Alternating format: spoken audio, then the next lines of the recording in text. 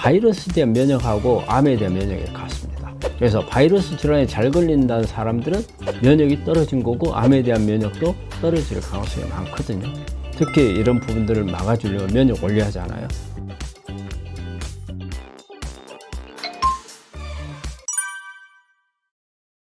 안녕하십니까. 나으라무원 원장 문창식입니다. 환자분들 요즘에 이제 날이 조금 서늘해졌죠. 한때 너무 더워가지고 아마 우리 기후 문제가 앞으로도 참 심각할 건데 이제 좀 한숨 돌린 것 같아요. 우리 환자 여러분들도 이제 좀 기지개를 펴고 좀 안에만 에어컨 밑에만 있었는데 에어컨 밑에 오래 있으면은 우리 환자들 면역도 많이 떨어집니다. 이제 밖으로 좀 많이 나오시고 또 운동 좀 많이 하시고, 지금은 운동하기가 참 가장 좋을, 1년 중에 가장 좋을 때 중에 하나잖아요. 이때 면역 좀 강화를 많이 하시고, 가을 햇빛은 많이 쬐면은 여기 세로토닌도 많이 나와요. 그래서 기분도 좋죠. 비타민 D도 많이 만들고, 이때 여러분들 적극적인 면역을 올리는데 중점을 하시기 바라고, 또 오늘 또 여러분한테 좋은 정보 드리는 시간이 되도록 노력하겠습니다. 우리 이제 가을에 조심해야 될 분은 제일 먼저 이제 기온이죠.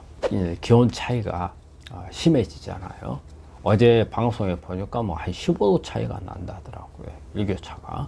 이런 일이 됐을 때는 우리 보통 면역은 적응하기가 쉽지 않아요. 우리 환경에 적응하는데 우리 몸에 어느 정도 일정한 패턴이 있어요. 근데 그 패턴이 깨지는 거거든요. 그렇게 되면은 거기에 적응하기 위해서 쏟는 에너지가 많아지기 때문에 결과적으로는 내 면역이 떨어질 수가 있어요. 가을에 환절기가 돼서 여러분들이 조금 적응하기 어려운 부분이 있거든요. 그러니까 이럴 때는 가장 조심해야 되는 부분이 이 기온 차이. 그래서 면역을 관리하는 데 있어서 좀 신경을 많이 써야 되고, 이때 주로 이제 우리 감기라든지, 또 요즘에 보니까는 이게 환절기하고 관련이 있는지 모르겠는데 단순포진이나 대상포진 환자들이 최근에 좀 많이 와요. 그리고 이제 기온차가 이렇게 갑자기 바뀌었잖아요. 그래서 이런 부분들도 다 같이 영향을 주는 게 아닌가. 특히 우리 환자분들은 감기라든지 이런 대상포진이나 단순포진, 이런 바이러스 질환은 바이러스에 대한 면역하고 암에 대한 면역이 같습니다. 그래서 바이러스 질환에 잘 걸린다는 사람들은 면역이 떨어진 거고 암에 대한 면역도 떨어질 가능성이 많거든요. 이럴 때 조심하셔야 되고, 특히 이런 부분들을 막아주려면 면역 올려야 하잖아요. 야채 같은 거 많이 먹고, 그 다음에 신선한 과일 같은 거, 이런 부분들을 많이 섭취하고, 견과류도 좋아요. 그래서 그런 부분들을 많이 섭취하게 되면 면역이 끌어올려주고, 특히 우리가 비타민 C 같은 경우는 항바이러스 효과가 있잖아요. 그래서 그런 섭취를 많이 하시면 면역이 잘 올라갈 수가 있고, 또 여러분들의 이런 환절기에 몸 관리하는 데는 도움이 되리라고 생각합니다. 우리가 이제 일반적으로 이제 탄수화물이잖아요. 탄수화물. 그런데 어쨌든 우리가 탄수화물이 많은 것은 쌀이나 밀가루, 이런 부분들에 많죠. 왜 우리가 탄수화물 할 때 쌀이나 밀가루를 가능한 한 피하도록 하느냐. 사실 현미나 귤이나 이런 데도 포도당은 다 들어있어요. 그런데 왜 현미는 괜찮고 쌀은 안 되느냐. 자, 이런 개념이 우리 환자들이 그런 거 종종 물어봐요. 아니, 현미 속에 쌀 들어있지, 똑같이 쌀하고 들어있는 거 아니냐. 우리가 일반적으로 백미라는 게 어쨌든 현미를 갈아서 만든 것이 도정해서 만든 게 쌀인데, 이런 부분들을 하는데 여기에 차이점이 하나 있어요. 뭐냐면 이렇게 보리라든지 귤이라든지 현미 속에는 겉껍질이 있어요. 이 껍질 속에는 식이섬유가 많이 들어있고, 그리고 비타민이 많이 들어있고, 미네랄이 많이 들어있어요. 이런 부분들이 이 안에 있는 탄수화물을, 즉 포도당 들어있는 부분들을 태우는 영양소로 들어갈 수가 있어요.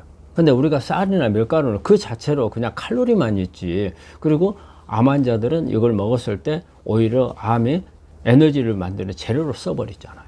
근데 이렇게 껍질이 있는 경우는 우리가 태우는 영양소, 즉 미토콘드리아에서 이 에너지를 만드는 데 이용할 수 있도록 도와주는 역할을 하거든요. 그런데 단순히 밀가루나 쌀 속에 있는 포도당은 우리가 암세포가 이용하는 에너지, 즉 세포질에서 쓰는 에너지로 주로 많이 쓰이게 돼요. 그런데 이런 현미나 이런 데 껍질에 있는 이런 다양한 영양소들은 미토콘드리아를 이용하도록 유도를 해주고, 그리고 또 하나, 우리가 이렇게 쌀밥이나 밀가루 음식을 먹게 되면 흡수 속도가 엄청 빨라요. 빨리 혈당이 올라가거든요. 혈당이 빨리 올라가게 되면 그만큼 어때요? 암세포가 이용할 수 있는 가능성이 많죠. 그래서 현미나 이런 부분들은 이 껍질이 우리가 씹어서 먹고 다 이렇게 분해가 안 되고 껍질하고 붙어 있는 부분들이 많아요. 그래서 흡수율이 떨어져요. 그 말은 뭐냐면 천천히 몸 안에 들어온다는 뜻이에요. 급속하게 들어오질 않아요. 그리고 급속하게 들어왔을 때는 인슐린이 그 따라서 들어와야 되거든요. 이 포도당을 우리 세포 안에 넣기 위해서는 인슐린이 따라서 들어와야 돼요. 그러면 결과적으로 인슐린이 높아져요. 그런데 포도당이 빨리 올라왔다가 내려가 버리거든요. 그러면 포도당은 떨어지는데 혈당은 떨어지는 거예요. 그런데 인슐린만 남죠. 이래 되면 인슐린이 높아져서 이 인슐린은 암을 키우는 역할을 할 수가 있어요. 그래서 가능한 한 우리가 포도당은 혈중 농도가 높지 않는 게 중요해요. 그래서 높지 않게끔 하려면 현미라든지 귤이나 뭐 보리 이런 잡곡밥들을 먹었을 경우에는 거기에 있는 껍질들이 늦춰주는 효과가 있고, 이 안에 들어있는 식이섬유가 변비를 막아주고 배변을 잘할 수 있도록 도와주기 때문에 여러 가지 있는 발암물질도 같이 제거해주는 그런 효과가 있죠. 그래서 훨씬 더 쌀밥이나 밀가루보다는 우리가 현미나 귤이나 이런 보리나 잡곡들을 먹는 것을 권하는 겁니다. 암 환자들한테 생선에 대해서 이제 이야기를 이제 하는데, 일단은 생선을 다른 육류보다는 생선을 권해요. 생선을 권하는데, 일단 생선을 권할 때는 저는 항상 기준을 줘요.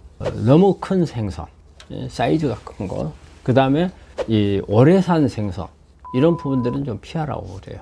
왜냐하면 저는 가장 큰 기준을 이 중금속으로 봐요. 그래서 우리 사이즈가 크고 수명이 긴 생선들은 중금속이 많이 함유되어 있을 가능성이 많아요. 그래서 특히 이제 수은 같은 경우를 우리가 이제 많이 보는데, 의외로 이렇게 바닷가에 사는 사람들이 보면은 모발 검사를 해보면 수은 농도가 높아요. 그 수은 농도가 높다는 것은 대부분 다 생선에서 들어오는 거란 말이에요. 그리고 또 회를 좋아하는 사람들. 그래서 생선은 아주 먹지 말라고는 안 해요. 그 육류보다는 생선을 좀 권하는 편이고, 그래서 보통 저는 일주일에 한 2번에서 한 3번 정도 이렇게 생선을 먹는 게 좋다고 하고, 그 다음에 기준은 우리가 일반적으로 30cm 이하의 생선을 저는 권해요.